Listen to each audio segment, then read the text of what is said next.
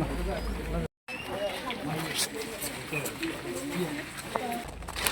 किती नुकसान झालं साहेब? काय झालं?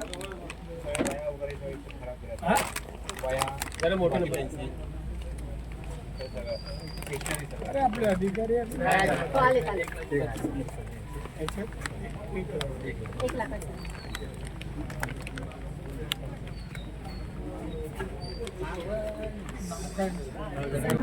नुकसान भरपाई झाली हे वास्तव्य आहे सर. त्याचं पंचनामाही झालेला आहे. झालेल्या नुकसानीचं लवकरच भरपाई मिळावी हे मी सरकारला, राज्य सरकारला सांगेन आणि मिळून देईन. पण त्याहीपेक्षा महत्त्वाचा प्रश्न हे पाणी येऊ नये म्हणून एक तर नदीचा गाळ म्हणजे मे महिन्याच्या अगोदर काढला जावा यासाठी मी ड्रोजरचा प्रयत्न करेन आणि येणाऱ्या वर्षाच्या अगोदर हा गाळ काढून दिला जाईल म्हणजे पूर येणार नाही. त्यापेक्षा जो प्रश्न आहे की वरून पाणी सोडलं जातं धरणाचं, ते कुठलंही इंटिमेशन न देता, सूचना न देता पाणी सोडतात.